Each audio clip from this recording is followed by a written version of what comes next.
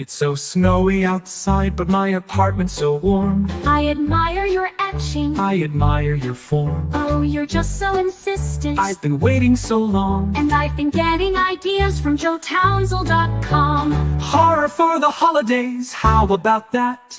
You're like the canary and I am the cat. We've got a roaring fire and a bearskin rug, and I'm expecting so much more than a kiss and a hug. The girls at the office all talk about you.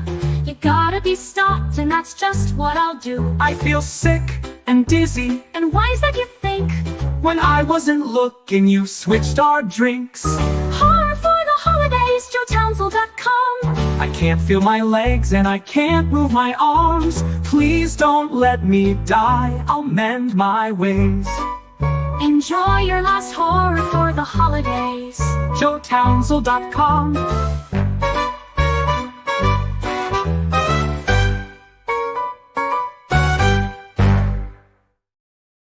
Oh, hey, welcome to Retro Trekkers. It's your old buddy, Captain John. Hang on. This is awkward, but I'm not sure I wrote it correctly in my little bubble. There it is. Yay. Yeah, I did a good job. Pat myself on the back. Oh my gosh, what a handsome uniform, John. Does anyone else look amazing in that handsome uniform? Why, yes. Have you met number one, the commander of this starbase, Mr. Joe Townsend? Joe, so glad that we could do this show together. And I imagine you're a little excited. Is that the right word for today's episodes? Yes, let's use the word excited versus, I don't know, aroused, stimulated. might take the wrong connotation there. I didn't move past aroused. I was like, no, don't say aroused. Well, I did it for you, so there you go. And yes, I think I look great in my uniform too, thanks to You do. the captain providing our uniforms here. And I have to comment one more time because we'll probably not see it for a while after tonight, maybe tomorrow. But I love this last JoeTownsend.com holiday spot. It tells such a great, heartwarming story of revenge on a date rapist. It's wonderful. So again, thank you for that. I had a lofty goal with this one when I was crafting it. I'll say that I crafted it. I didn't exactly do all the work, but I really wanted to get our version, or rather your version, the JoeTownsend.com version of Baby It's Cold Outside. Yes. And, take something that was creepy and make it creepier. Or as our friend Raphael says, retro derangers. Perfect, Raphael. Yes. Well, the greatest experience I've had working with you on the commercials for JoeTownsend.com is I've had a little bit of experience with your fiction. Yes. It creeps me the hell out. It's still in my head. I still have these vivid mental pictures I'll never get rid of, which is good writing, frankly. Oh, thank you. That's exactly where I want them to be. So my job is done in that regard.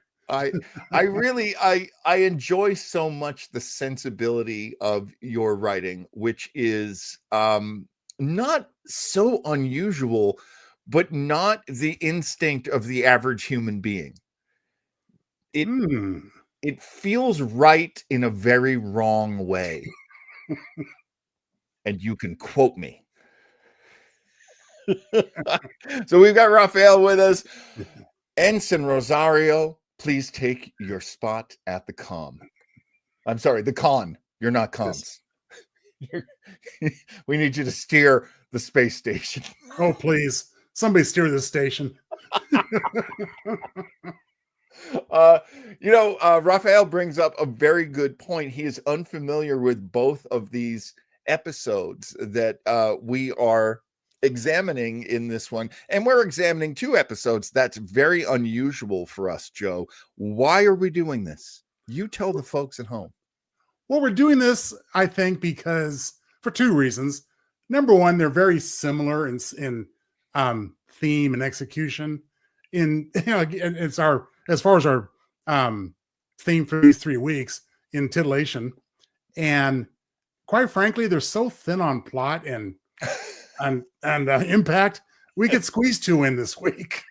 It's so true. I mean, what's happening on these episodes? Now, it is kind of exciting to look at these episodes. I'm going to look at Captain's Holiday first. I should have written down my notes, but this is the 19th episode. This episode, Captain's Holiday from Star Trek: The Next Generation, the 19th episode of the 3rd season. Yes. And then when we look at Let He Who Is Without Sin, this is from DS9. This is from the 5th season, so deep in. And this is the 7th episode. But I think Captain's Holiday proves my point, which is, and we say this all the time, back in the day, there would be so many episodes in a season that they would really vary in subject matter, in tone. These are not as serious as most of the episodes around them are. And that's a powerful ability that the syndicated Star Trek series, so that would be, I mean, I kind of count the original series as a syndicated show because that's how I saw it. But definitely you've got the syndicated shows of The Next Generation and Deep Space Nine. They ran for 7 full seasons. They put a lot of Star Trek on the air. And I wonder if we could ever see a show like this again, in terms of making its way through a season, varying up its tone. You know, so many shows now have 10 episodes or 12 episodes. Do you think this kind of storytelling is gone? Well, it's gone for the foreseeable future, I think, because you got to look at the, the out of universe causes as well. I mean, we got actors and other creatives that just don't want to put in that kind of work. And I'm not saying anybody's lazy. What I'm saying is it is a lot of work. Yeah. 26 episodes a season for years these guys did. Yeah. Until finally the last 2 years of Enterprise, when Scott Bakula basically insisted, you got to knock this down to 22. Yeah. Now that seems like a humongous amount because, like you say, 10 to 12 is pretty much it. And which for us is kind of, it's unfortunate because it seems like we're just getting rolling and it's gone. And it wasn't like it was guaranteed to be back within the year. Mm-hmm. Now we sometimes have to wait 2 years for more. That's a very good point. You know, the if I were starting out being a Star Trek fan in the last, say 5-6 years, it would be so painful how little Star Trek I got for the amount of time that I was putting in. However, we are also at a point where it's like there are 7 big fat seasons of The Next Generation. Almost the same story with DS9. And then you've got 3 good seasons of Star Trek, the original series. So, I mean, there is a lot of material out there you can go rewatch. But in terms of what's going on new, it just doesn't have the style that the syndicated series did. Well, I have to agree. And to further pat them on the back, you got to realize too, I mean, these Trek series, and I'm going to distinguish them from the original by calling them first run syndication, because that's what they were. Good point. I mean, they were overlapping. For years, you would have 2 series every week. That's right. That's right. Voyager picked up immediately after Next Generation. Right. It wasn't until Enterprise that they were down to 1 series. And even then, like I say, 26 episodes a year.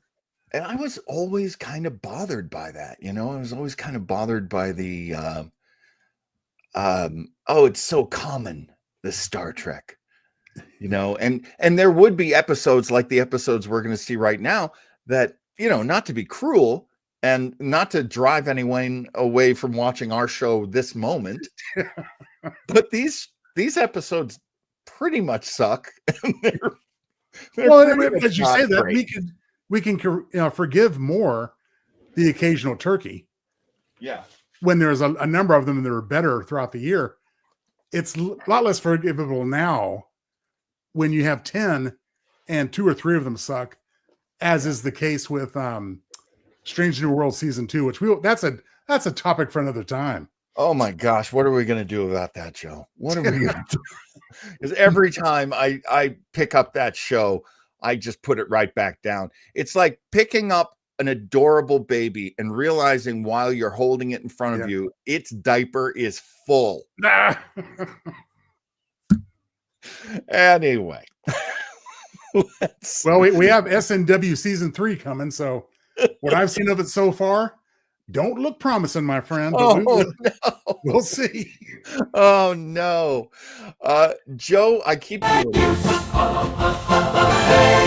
I keep doing this. Oh, my God. No, wait. This is Retro Rangers. I can't show that. What am I doing? A nice reminder, everybody, that when you see Retro Rangers tomorrow, it is a non-monetized fair use program. Oh, yes. Yes. Oh, my gosh. I put in the wrong credits. All right. Hopefully, I'll have our closing credits ready. You know what we've got to do? We got to get the show started, and the show gets started when we do the beats. The beats. Joe has put together a monster edition of the beats, and it is, I'm just going to tell you right up front, Mr. Townsell, I think you've outdone yourself with this one. Well, I appreciate that, sir. It was a lot of fun, as always, and you know what?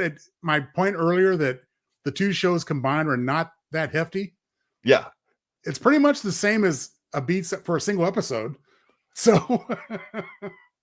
as I was editing it and adding music and stuff, I was like, this should be so much harder than it is. This is so easy. Why is this so easy doing back-to-back episodes? Let's get started and show everybody what we're talking about.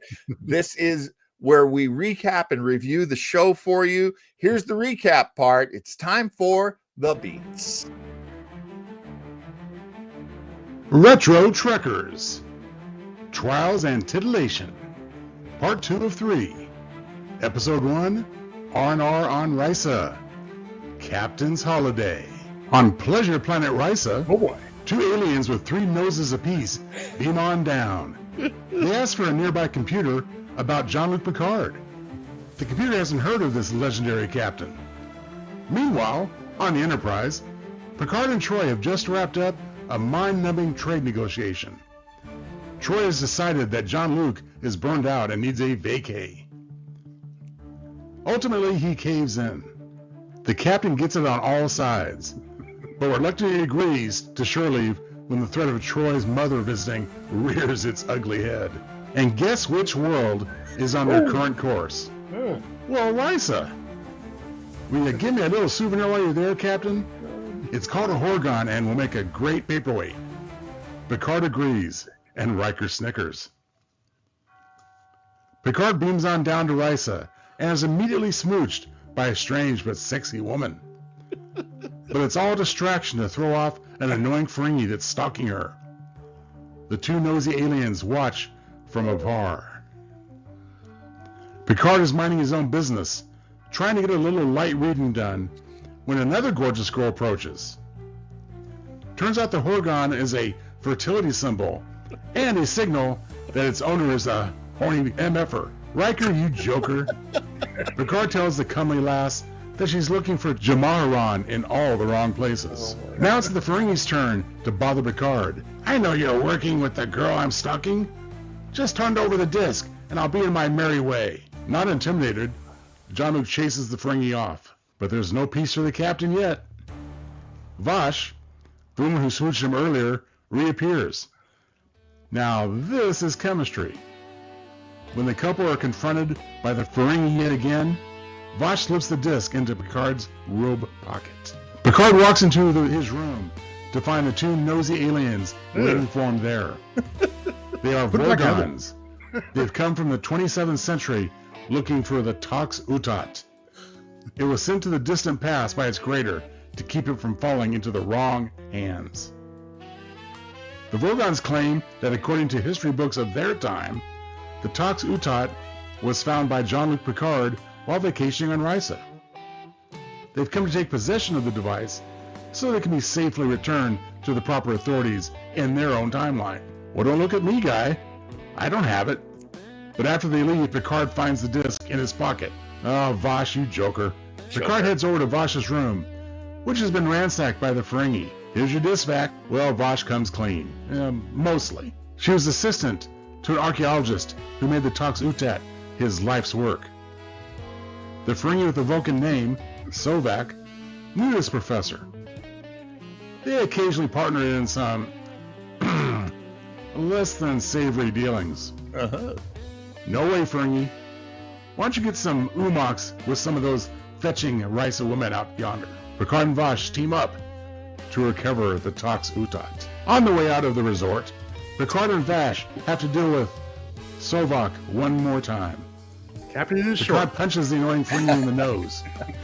Through his whining, Sovak tells Picard that he hired Vash to steal the disc, and Vash can't deny it. In a nearby cave, Picard and Vash bed down for the night. No, there's no hanky-panky, but maybe later. After all, whatever happens on Risa stays on Risa. The next day, they arrive at the location of the Tox Utat. X marks the spot. The Vorgons beam in. Then, damn it, Sovak turns up too. I've got the phaser now, Human. Get to digging. You're better at it than he Hours of fruitless digging later, Picard throws down his shovel. The Tox Utat is not here. The Vorgons get bored and skedaddle, and Sovak goes off to sulk. Back at the resort, Vash is bummed and goes off to sulk as well. Riker signals the captain. Be ready with transporter code 14, number 1. At the resort lobby, Vash is trying to make a quiet exit, but Picard is on to her. Vash lured Sovak to the caves, so he'd see for himself that the Utat just wasn't there. In fact, Vash recovered the relic herself when she first arrived on Risa. Well, now busted, Vash produces the Tox Utat, and that's when the Vorgons beam back in, ready to take possession. Vash reveals that the professor was attempting to hide the treasure from these two Vorgon thieves. While their cover blown, the Vorgons zap Vash. Picard quickly orders transporter code 14, and the Tox Utat is beamed away and destroyed. The Vorgons go off to sulk again. Vash and Picard go their separate ways, but not to worry. Q will reunite them the following year. Picard heads back to the Enterprise, rested and recreated. He had a great time, but needs to have a little chat with Riker about the Horgon. Riker! Episode 2, R&R on Risa. Let he who is without sin. Odo and Sisko are chilling at the Replomat when Dax joins them. She's a little worn out after days of bumping uglies with Worf. The Randy Klingon is delighted to find that Trill's spots do in fact go all the way down. The lovers are about to take a vacation to Risa. Tight-ass Worf has reservations, and not just for their room. Worf wants privacy to hash through their relationship. The solution? Why, just let Bashir, Lita, and Quark tag along. Well, at least Worf is in a bad mood by the time they touch down on the Paradise planet. They meet Arondis, Curzon Dax's final lover. And we do mean final lover. But at least Curzon died with a huge smile on his face. Hell yeah! And it was Curzon's lover, not Jadzia's.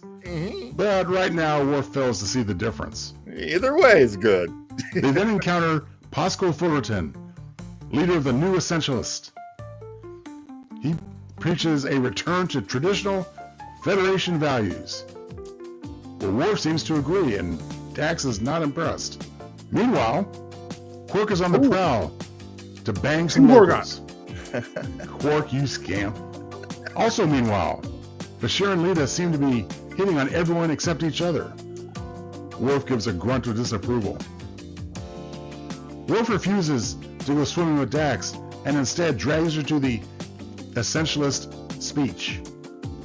Fullerton argues that sin planets like Risa are making the Federation weak against its enemies. When Bashir and Lita arrive, kissing each other, Worf confronts them on their loose relationship.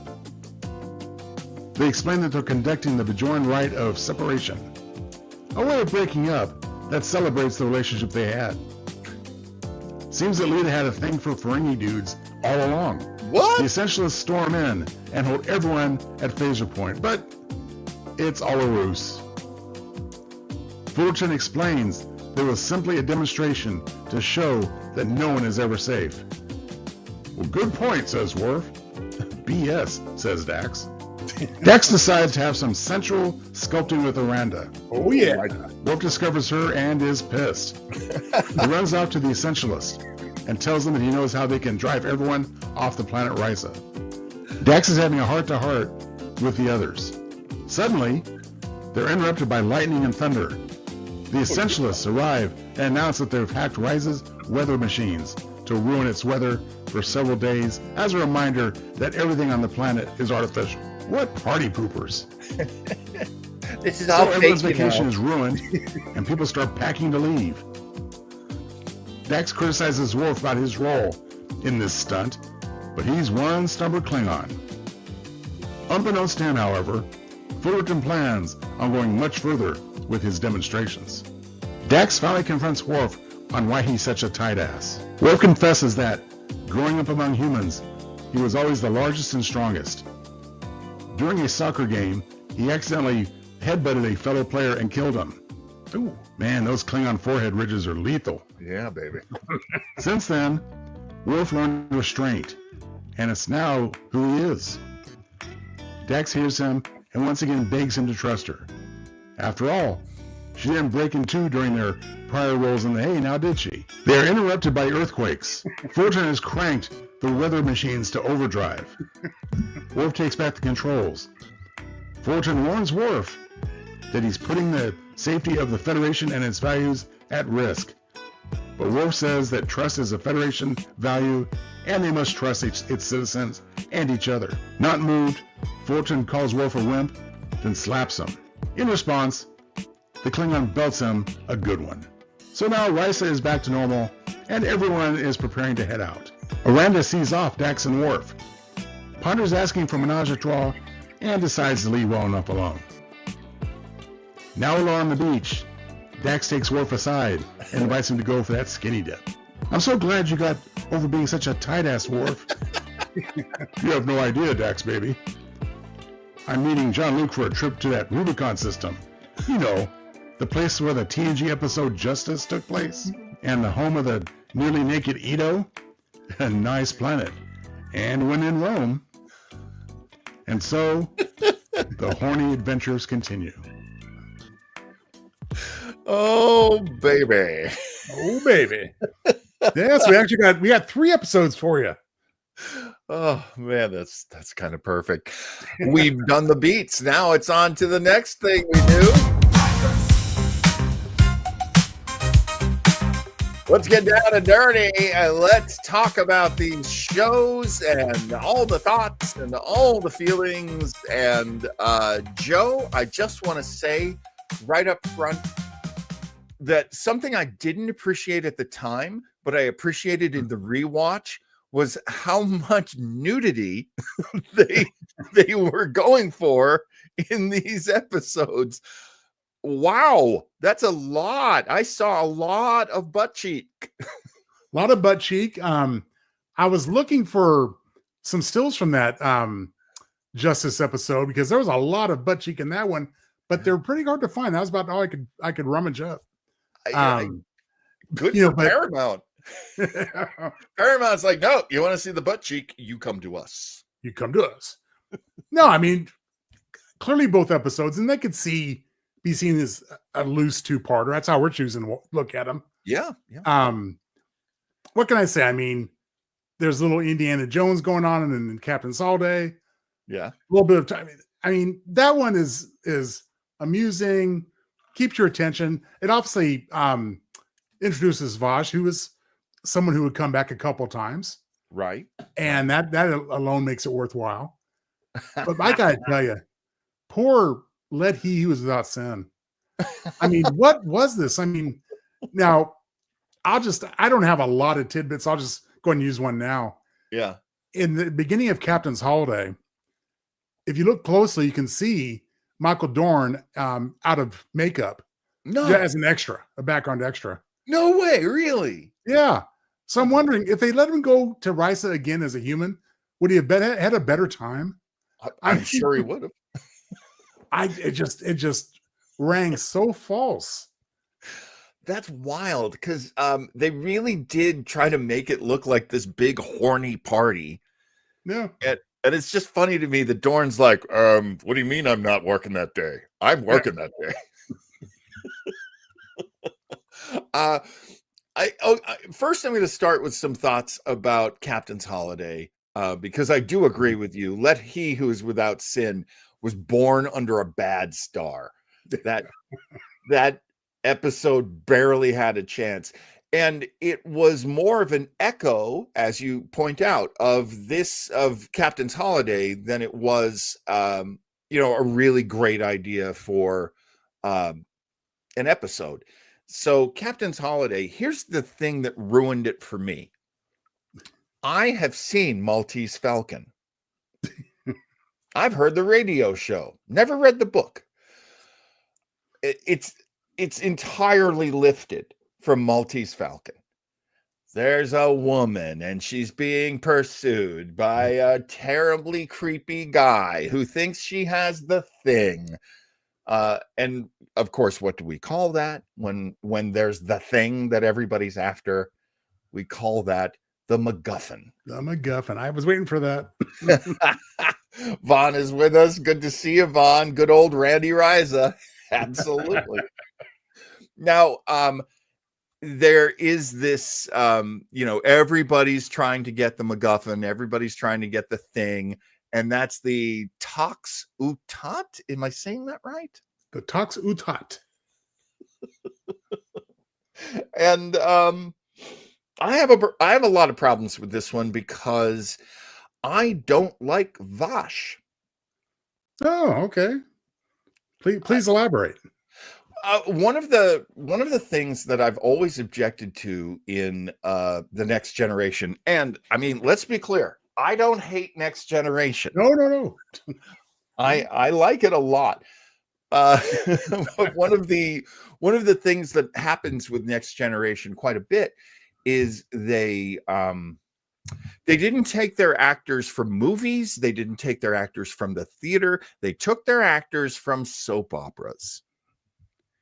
And a lot of the writing ends up being very soap opera writing. And a lot of the acting ends up being very soap opera acting. And I did find Jennifer Hedrick. Yes. I was trying to figure out, like, why is she interesting? Why did they hire her? I didn't know this. And again, this is a tidbit. Did you realize that Jennifer Hedrick played Arnie Becker's ex-wife, Corinne, on the show LA Law? Oh, yes. I mean, I have all kinds of stuff about the TNG LA Law connections. Oh, my God. That would have been after her appearances on TNG. Oh, was it? Was it? Yes. Oh, okay. Just like Diana Muldaur, who single season of TNG, went on for a 2-season stint on LA Law following that. Oh, I'm glad you pointed that out because I did not look that up. I could have, but I didn't. Well, that makes sense because who played Arnie Becker on LA Law? You remember? Corbin Burnson. Corbin Burnson shows up as one of the Q. Oh, there's all kinds of back and forth. Oh, that's crazy. We're going to have to do a video on that someday. That would be a good topic. Not to mention other seemingly crossovers. We had Kelsey Grammer on TNG. We had Patrick Stewart on Frasier. Oh, wow. I'd forgotten all about that. Holy Yep. cow. Well, that's kind of cool. Here I am trying to complain. I I think they were looking, well, I mean, they actually were saying we were looking for characters that would be the kind of female characters you might not see in Starfleet. So they wanted to come up with a love interest or a possible love interest for the captain. And the best way to do that, they thought, was find somebody who bends and breaks the rules, somebody who's very foreign to him because his whole life, practically, he's been in Starfleet. And I guess I'm okay with that, sure. This is season 3, and we're getting a lot more into people's personal lives. Which at the time I remember being like, oh, I don't want to hear about this character's relationship with their parents. Oh, I don't want to hear about this. I don't want to hear about their childhood. I don't want to hear about this. Well, it's the 90s. You're going to have to hear these things. That's what shows were made about. But I wonder, Mr. Townsend, how you felt about this episode. Did it make things better? Did it make things pretty much the same, or did it make things worse in terms of telling the story of Jean-Luc Picard? Oh, it gave Patrick Stewart an opportunity to wear some really short shorts, for the beach. I mean, beyond that, I mean, at this point we've had a lot of Patrick Stewart complaining, as I understand it, saying, you know what, I understand Gene Roddenberry wanting to correct the use of the captain always going on their way mission, always putting himself at risk. Right. But my God, I mean, at this point, he's had almost 3 years of being on the bridge, more or less.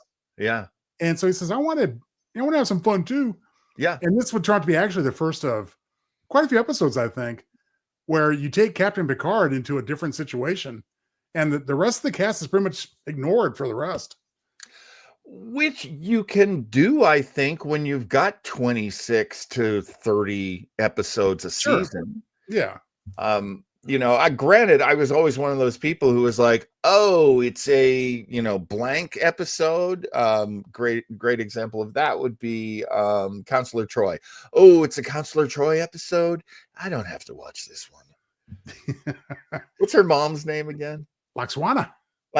Oh, it's a Laxwana episode? Nah, I'm good. I can watch something else. Well, except for the one we saw the still from. You'd watch that one, right? I would. In a heartbeat. It doesn't add or detract from the mythos. It's forgettable. Yeah. Although we haven't forgotten it, here we are. But no, it's neither offensive nor significant. Yeah. I do like what I really enjoyed watching, actually, Captain's Holiday. I didn't like it at all the first time I saw it, but a lot of nostalgia came back for me. And one of the things that I really appreciated at the time, so this is in the early 90s at this point. I think this would be 1990. Yeah. What I really appreciated was how different Picard was from Captain Kirk. Mm-hmm. And that there were a lot of layers to him. And so it really bore a lot of watching and a lot of seeing him in different situations, as you mentioned earlier, taking him out to making him the fish out of water a lot of times is really entertaining. Because I feel like they had a really good idea in the 3rd season of who Picard was. Yeah. It may have been a little clunky in the first 2 seasons, but I got to give them credit. They had it there too. He's a serious man. He's not very flexible. He's rather inflexible. He's very military. He's very disciplined.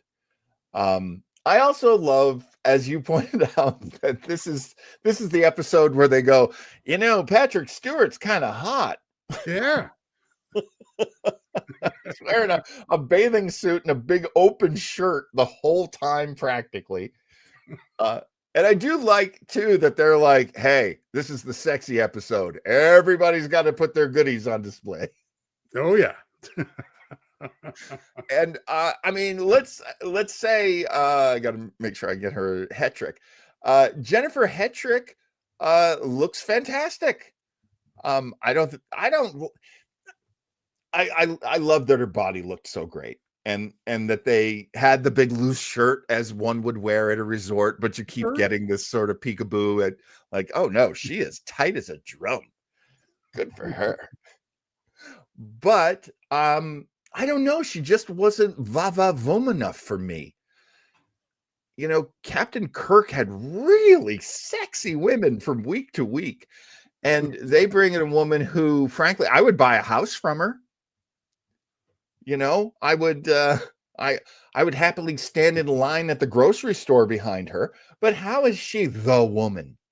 Well, here's the comparison I draw, because one thing that occurred to me while rewatching this one as well is that, you know what, with a few minor adjustments, this could have been a TOS Kirk episode. And probably would have been more effective with that character versus Picard. Yeah. And in terms of comparing babes, if I could put it so bluntly, please. Jennifer Hetrick as portrayed here, she is like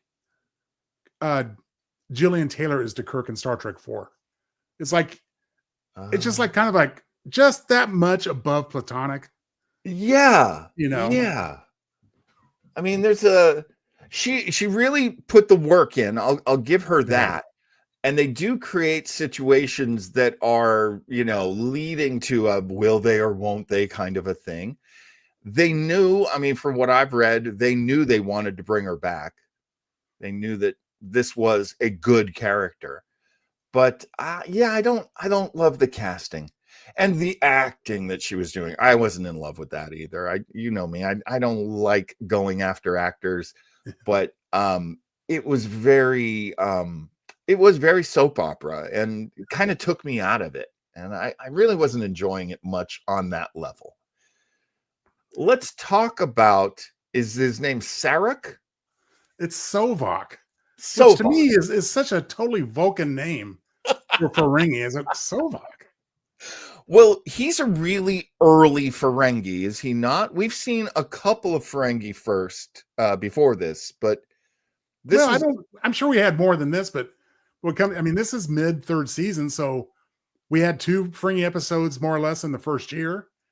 Don't really remember much in the second year, so this might be one of the earliest appearances of Ferengi on TNG. Yes. Yeah. And I kind of liked him. Actually, this might even be time for us to go into our next segment.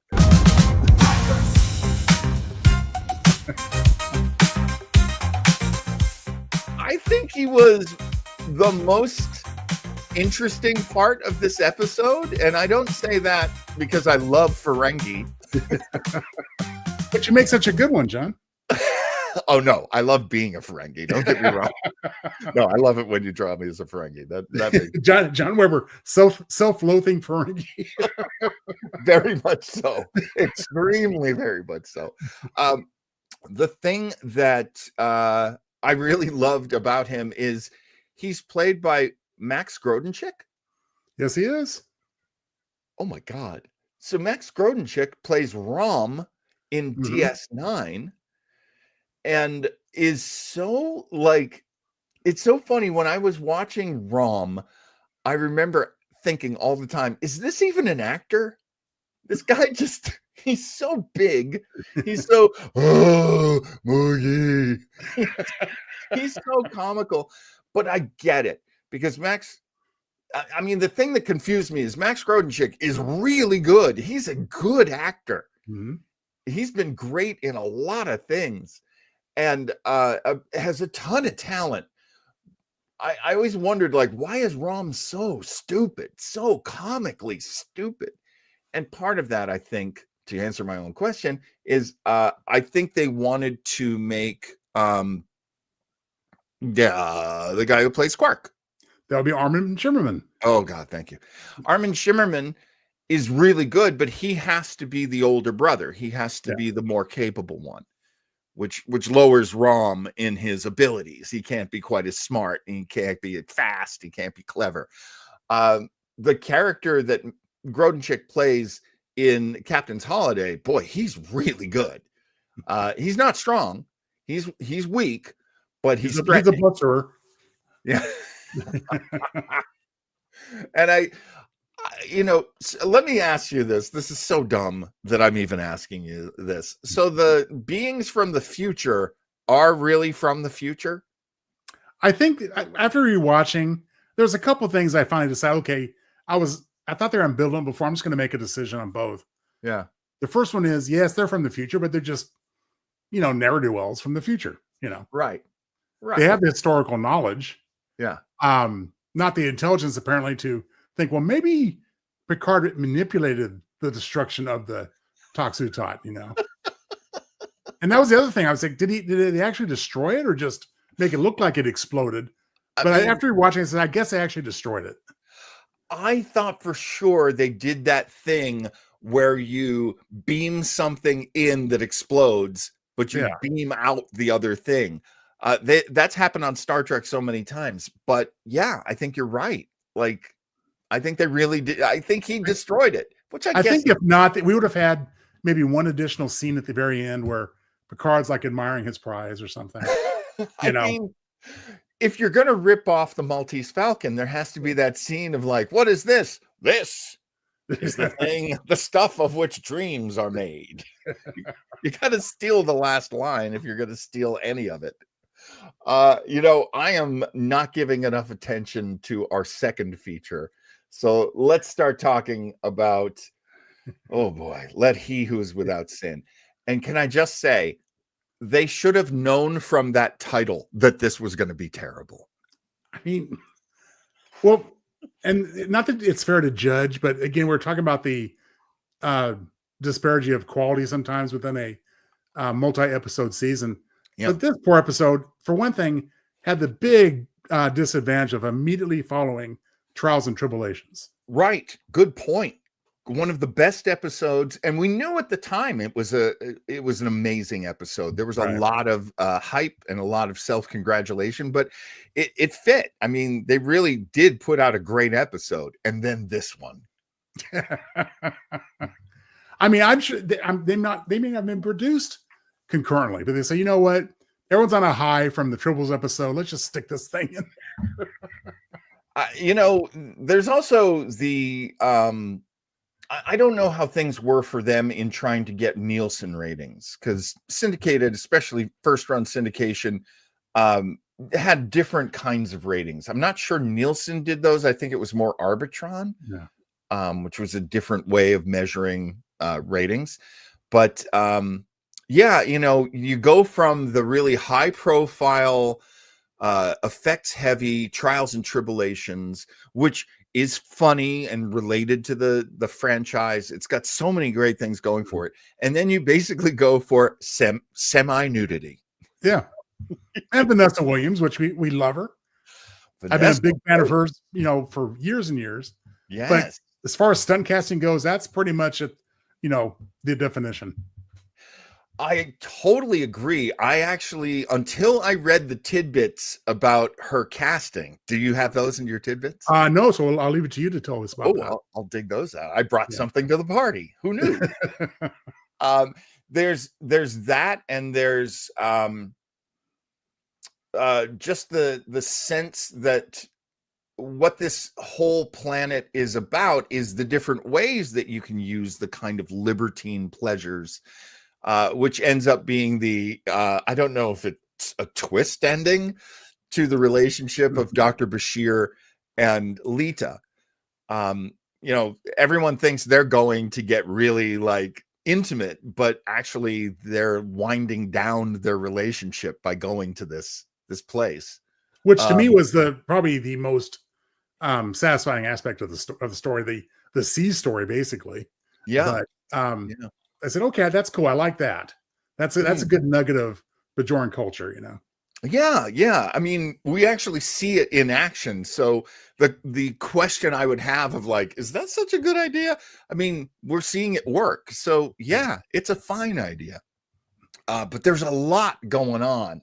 Hey, Shode's with us as well as Raphael. Yeah, Raphael, actually, that was one of the things I was wondering. Was it broadcast during the sweeps? Let me see, because I can tell you.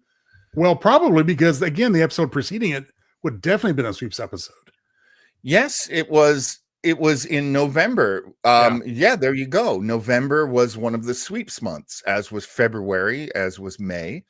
Yeah, there you go. It was done during sweeps. Oh, another tidbit that I'm sure you've got.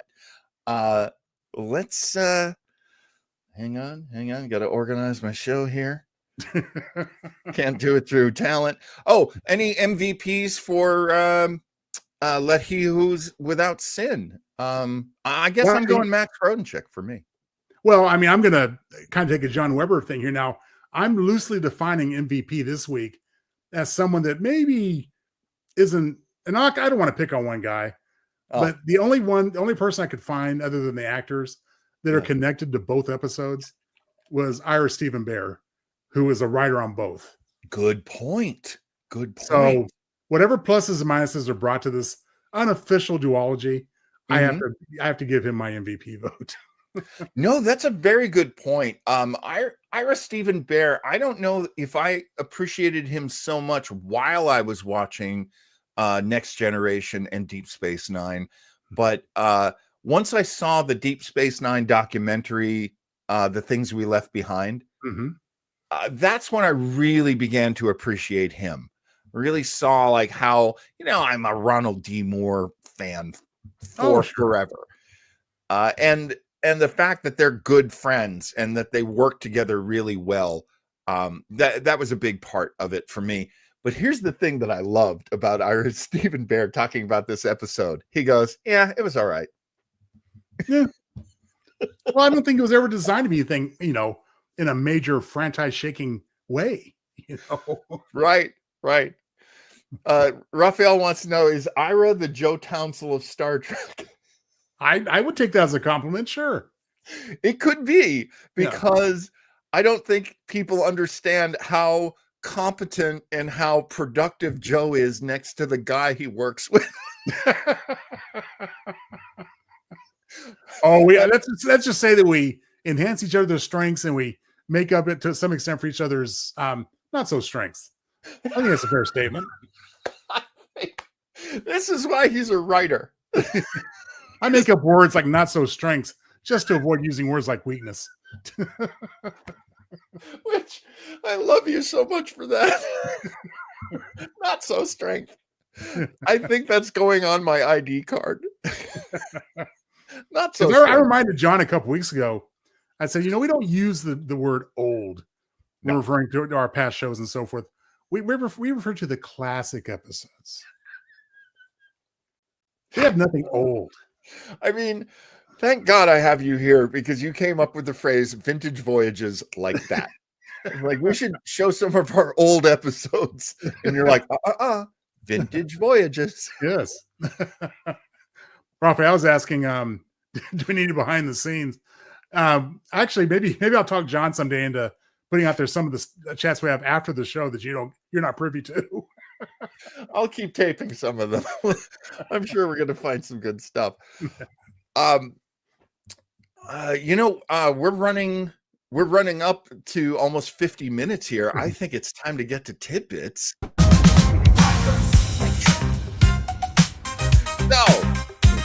Mr. Townsend, what tidbits do you have for us this week? And I'll be happy to jump in with one or two myself.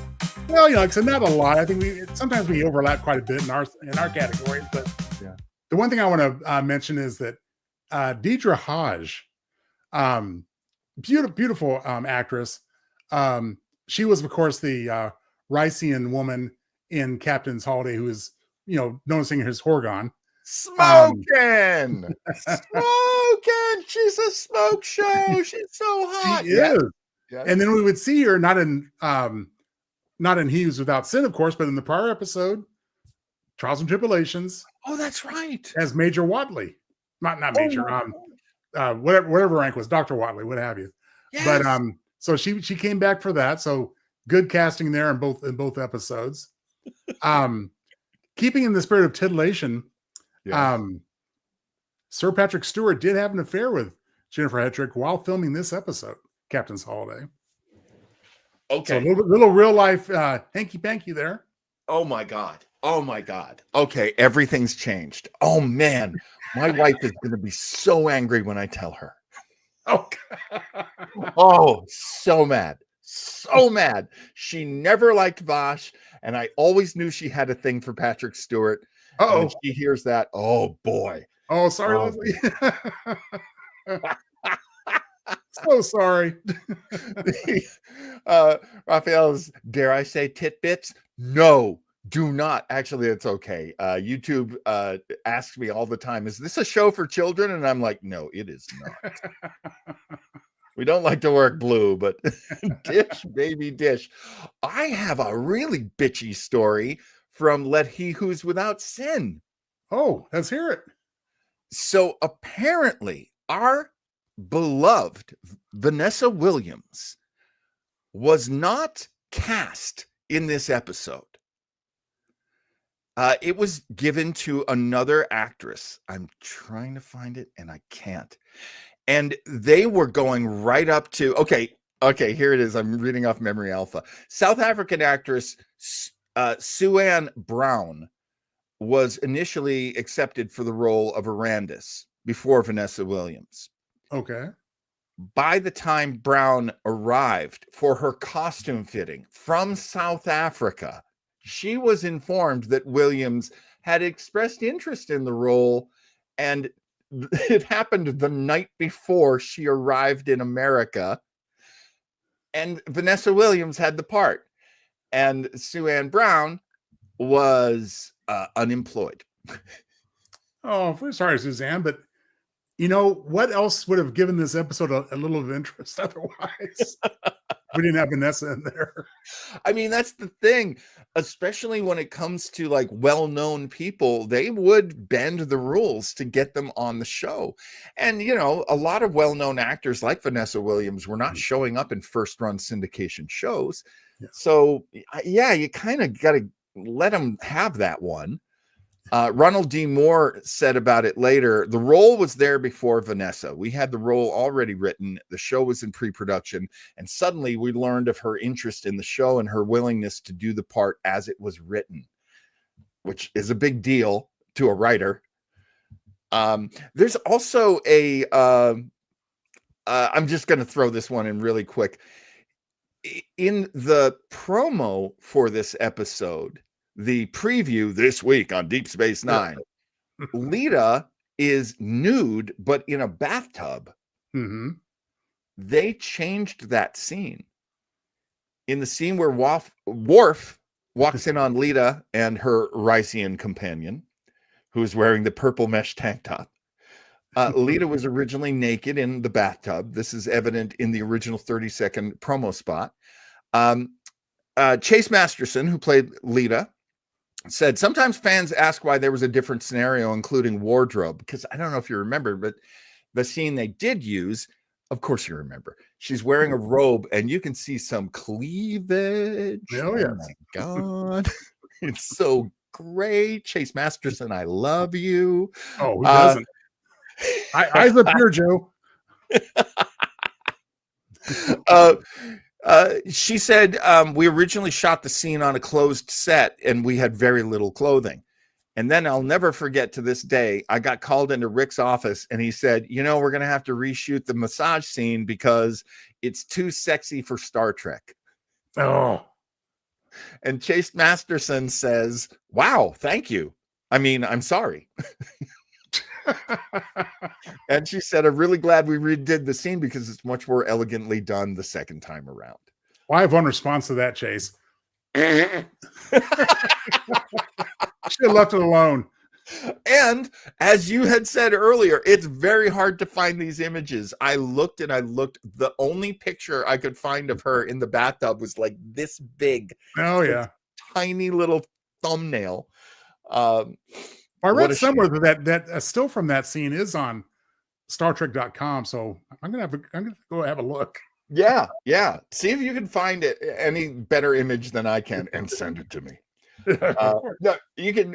We can always share it on the Weber Internet thingy page. Oh yeah, if we ever want to do that.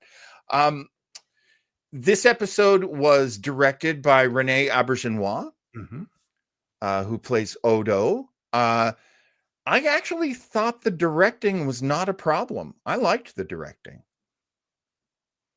No, I mean, I have no issues with it one way or the other. I mean, it seemed to be fine. I mean, good. I mean, what little I know about directing as far as a layman goes, I mean, it didn't seem flat or uninteresting in any way. So good job, Renee. Yeah. Yeah. I mean, if you look at the story, it's like I hate even mentioning their name, like the Westboro Baptist Church. It's like this weird kind of conservatism was what they're commenting on, where the old values have been eroded away and now we're weak and our enemies can beat us. And this kind of weird, I guess Rush Limbaugh was still a thing back then too. It's kind of weird, anti fun, anti promiscuity. I don't know. It seems like it was kind of lost in time. But here's another complaint I have about this one, Joe. Sorry, I'm just such a motor mouth on this episode. Here's another problem I have. Ward. Sorry, I have a friend from school, Ward. Worf seemed very insecure and very weak. Is it just me, or is this an episode that really takes a big piece out of Worf's credibility as a tough guy character? This is TNG season 1 Worf with an even bigger stick up his butt. Wow. It just comes from nowhere. I mean, at this point, he's had, 6 seasons? Yeah. Or more to develop as a character, which he had been. Yeah. And then suddenly we just regressed him to this point, to the point where he's really literally willing to sabotage the ecosystem of an entire planet. Yeah. Just to say, I'm mad, you're not paying it. Whatever his beef was with the Jadzia. Yeah. He was petulant. And I'm trying to explain it away in the last few minutes of him, headbutting some soccer kid. Right. I'm sorry. No. It's so clearly written by dudes when they're like, well, that's the explanation of why I freaked out when I realized your body count is so much higher than mine. And that everyone finds you sexy, and that you were, 7 people before this, and they all had sex lives, and you've had more lovers than I've probably had, people that I killed. Like, I don't understand. I understand some men being insecure. I don't understand Worf being insecure. Well, and to further answer your question, I mean, Worf has no redeeming qualities in this episode at all. Mm. I mean, he's prejudicial of his shipmates and friends. Yeah. It's just totally abusive to poor Jadzia. Yes. Incredibly abusive. Yeah. And where does it come from?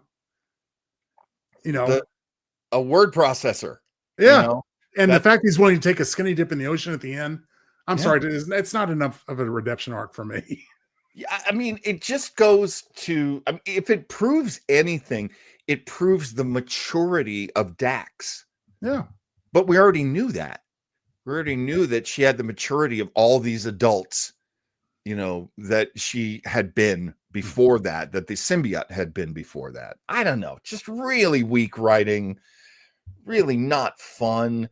I'm constantly defending Worf against people who say he's a terrible character, and I can't really do that with this episode. No, don't point to this one. Don't do that. Don't point to this. Yeah. Don't point to the episodes where he gave Alexander to his parents. Steer him away from those. Oh, well, my friend, any last balls you want to knock into the outfield? I just want to point out, I'll use it as my last tidbit. Yeah. Huge contradiction, just for the sake of a single line. Yeah, is how Curzon Dax supposedly died, because we saw him die in the pilot of Deep Space Nine, and it wasn't this. That's right. Oh my God! Yes, he died on the table. Yeah. We actually see what he sees when he looks over and sees Jadzia. Plus, wouldn't that have created an emergency situation if he died while having sex with Vanessa Williams? I mean, was Jadzia handy? I mean, I don't know. Maybe she was there. I mean, that's Esri Dax's story, you know. Yeah. That is such a that's a common story when it comes to the symbiotes, that they have to be, reinstalled into someone else ASAP. Wow. I guess they just really wanted us to know that somebody had sex with Vanessa Williams. I guess so. And I will point out one more thing. I just want to say, and it's very nice to see Speedo is still in business in the 24th century, because this, of course, is the bathing suit that Dax is wearing. So. Oh man. Here's another thing. I gotta give it up to Terry Farrell for. She really did the spots all the way down. She did. We always wondered to that point. Let's make that the one significant contribution of this episode to the mythos. We now know the spots go all the way down. I love it. I love it. That's perfect. We're going to end on a laugh, and we're going to end it there. Next week on Retro Trekkers. Now we're talking. Dare I say it, Trials and Titillation hits its climax. Oh. When we visit with these Orion, I don't want to say slave girls, but are they? Well, yeah, they're Orion slave girls. Look at the two guys holding the for sale signs there. That's right. Talking about the makeup going all the way down. Hello. Oh, yeah. I've never seen this episode. Actually, that's right, and that's why I won't say something. I had different comment response to the Orion slave girl comment you just made, but I said no, I'm not going to say that now because John needs to see it first. You're going to protect my innocence. Yes, we got to protect John. John's innocence, and let's just say that this show specializes in later on the seduction of the innocent. Oh my. We've got that going on next week on this show. Coming up tomorrow. Oh my goodness. What a great episode this is going to be. Do we love doing horny shows for ratings? Yes, we do. We must, because we got 2 days of them. So Battle of the Network Stars Part 4, and there's a lot of them, folks. There's a lot of them. But we've done 3 before. Feel free to go into our backlogs and find them.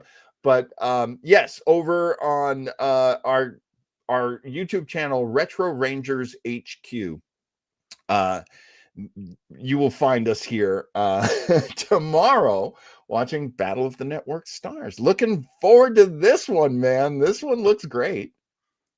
I watched a little bit of it for research, purely for research purposes. Of course. And it is another great one. So you'll definitely want to join us for Battle of the Network Stars Net War 4. And coming up this Thursday on Mr. Weber's Web O Mystery. And I love what you've done with the artwork here, Mr. Townsell. Oh, well, thank you. I mean, I got to say, it's a coincidence, of course, but the lady in the window, I think she actually adds to the booby mythos of our current collection. We're not taking the foot off the gas anytime soon. We have got to get some ratings, folks. So I will be playing an episode of Gangbusters coming up this Thursday. I also wanted to play a show for you that's going to be a surprise. You'll have a lot of fun with that show as well. It's just a little something, a little amuse-bouche, if you will. But yes, the Case of the Mysterious Boarding House, that will be our mystery played this week on Mr. Weber's Webo Mystery. That's Thursday night at 7 p.m. on the Pacific Coast and 10 p.m. on the East Coast. And let me go back and say that Battle of the Network Stars tomorrow night on Sunday is 5 p.m. on the Pacific Coast, 8 p.m. on the East Coast, and Diana J. Brody will be with us. She loves these shows as much as I do. This is going to be fantastic. Vaughn says, I would have loved to have been the makeup man on Bound. The only problem, Vaughn, is you would have ground that green makeup in your hand so firmly, you were taking years to get it out. That's something I can think about for a good long time. There is a joke though, and I'm going to make it clean, but it's one of my favorite Eddie Murphy jokes. Yeah. So, you know what? I get it as far as the green women, but you know, as he put it, and I'm cleaning it up here. If the girl is green, there's got to be something wrong with the. And we want to remind you that you can ring in the new fear with our good friend Joe at joetownsell.com. Joe, 2025, that's going to be a big year for joetownsell.com, is it not? It certainly is, John. I mean, I've been teasing it for a while, and I was actually going through some stuff the last couple of days and writing more. We're almost done with the initial writing of Horror Springs Eternal. Fantastic. So more on that to come very soon. Looking at the first quarter of 25 to get that available to everybody to read an ebook or trade paperback form. Be more to tell on that, and it's beyond that. Who knows? I might crank out a second one this year. I don't know. Ooh. But there's gonna no, but seriously, there's gonna be lots of fun stuff in that, and just stay tuned because I'm really excited about this forthcoming collection. Of course, Joe does the art for all of our shows. So when you go to joetownsell.com, you're seeing an entire website designed from the guy who designs all of our art. I love his sense of color. I love his artistry. I love his writing. Your videos are up there. You can see lots of videos. Just the Joe Townsell experience, folks. You got to go, much like the Star Trek experience. You have to go experience it. And you know what? I got the year off to a great start by scaring the crap out of John with this graphic. So, hey, once again, job is done on that regard. I mean, that baby is disturbing. Oh, I know. Isn't he terrible? That's just a disturbing baby. You know, I did not load up the right credits, so we could pretty much just end the show without credits, which is. Or you could run the opening credits if you want. Well, I'm gonna have to see if I can find that. Oh no, if you don't already have it. I mean, I'm just so dumb. I loaded up the stuff from our other show. John, I'm gonna take a chance. Yeah. While you're doing that, and just we'll mention it verbally, and then we'll of course remind you in the coming days. But I think it's probably a good idea, since we're a couple weeks out, to mention that this show, Retro Trekkers, will be moving to a different day and time on January 14th. Thank you for bringing that up. Yes. So we are no longer going to be a Saturday show. We're going to be a Tuesday show. And that'll happen on January 14th, you say? Yes. I mean, do you have that graphic handy? We can put it up for the people, but if not, we'll do it next time. Didn't even consider it. I'm so sorry. That's no problem. Dumb. No, we will be moving. So again, as we just teased, Trials and Titillation Part 3, Saturday of next week, regular time, 5 Pacific, 8 Eastern. But then January 14th, which is the following week, Tuesday. Yeah. We'll be moving to that day and moving to the same time frame as Web of Mystery, which will be 7 p.m. Western and 10 p.m. Pacific, Eastern. We will keep putting the information out there, and we're going to be very shameless in getting out there in the Star Trek communities and trying to let people know that this show exists and that they'll love to see it. And if you have any friends who love Star Trek, we would love if you'd send them our way. We'd also love it if you would follow us. If you're not already subscribe to us on YouTube, please. We would love that. We would love a like from you. You don't have to do the alert thing when we put our next, listing up, but maybe you'd like that. So that's Weber Internet Thingy, all one word, over on YouTube. Anything else we should do, Mr. Townsell? I think we're ready to wrap up this duality of mediocre episodes with lots of fine-looking women. They're feeding graces. All right. So here's our outro. And thank you so much, everybody. And thank you to everybody in the chat. This has been a really full show. And thanks so much for being with us as we do it for you. Good night, Mr. Townsell. Thank you for everything, my friend. Oh, good night, Mr. Weber. I look forward to Web of Mystery coming up in the coming week and our other shows. And thank you for everything. Great time. See you tomorrow, everybody. Oh, yes, right it. Yep. There we go. Retro Trekkers. Retro Trekkers. Thanks, pal. See ya. Retro trackers, we love our star tricks. Retro trackers, the nerd muscles get to flex. Retro trackers, get down with the retro. Retro trackers, let's get done. Retro trackers, coming back with the recap. Retro trackers, reviewing has some fun. Recap, review, retro, recap, review, trackers, recap, review, retro, recap, review, trackers.